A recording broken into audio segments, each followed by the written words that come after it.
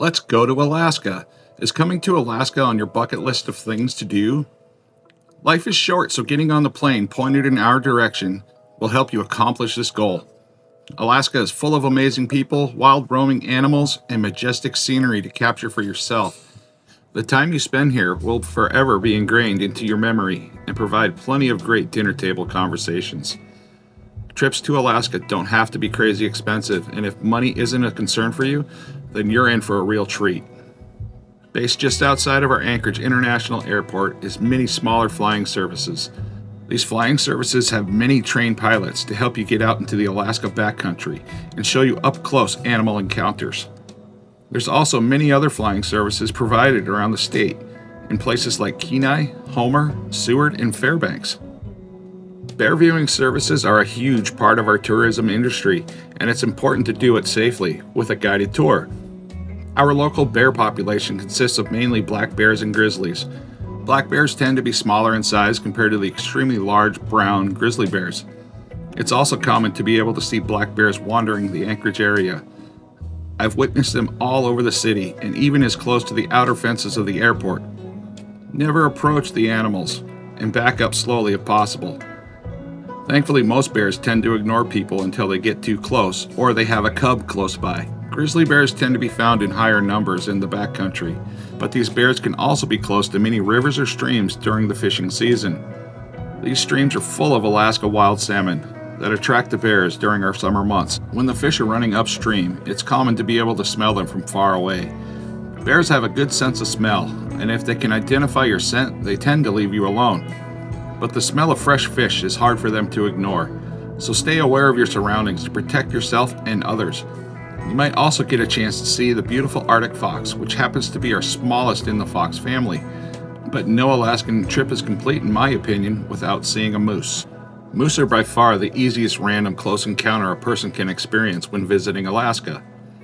Commonly called an ungulate by technical terms, these enormous creatures can be found anywhere at any time.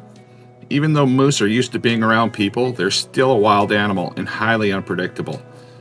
If you should ever witness a moose with its back hair standing up and ears tilted backwards, it's a good sign to stay far away. This is a sign that the moose is agitated and they've been known to stomp people for something that's happened to them about 3 weeks ago. Wolves can be spotted most anywhere in Alaska, but are most densely populated in the southeastern region of the state. I've only witnessed one polar bear while working on the North Slope. Polar bears are enormous and are known for hunting humans when their food supply is low, and there's no shame in running away gracefully. When visiting Alaska, it's important to decide on the time of year.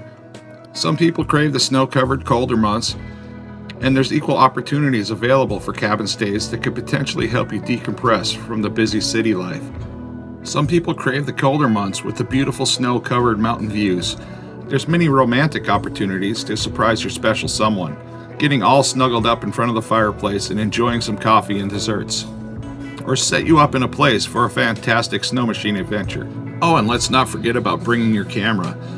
Did you know that there's a bunch of people who travel here just to get a chance to take a photograph of the Northern Lights?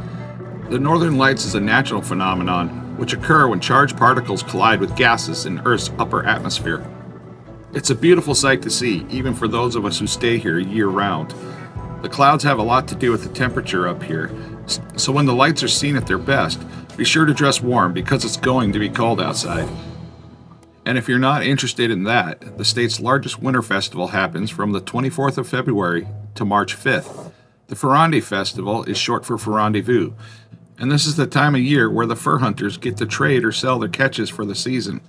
You can also come and enjoy the Miners and Trappers Charity Ball, which has tons of interesting events from costumes and a beard competition. If you like the outdoors, you can enjoy the outside carnival if you're brave enough to bear the cold, with rides, games, and local vendors. Some other outdoor activities includes the running with the reindeer, outhouse races, and one of my favorites is the blanket toss. But when you're all done and safely back home, you're going to have a lot to remember and share with your friends and family. None of this can happen if you never got on that plane. Alaska's been around for a long time, and we'll be here for you when you come back. So come back soon. Alaska Life 907.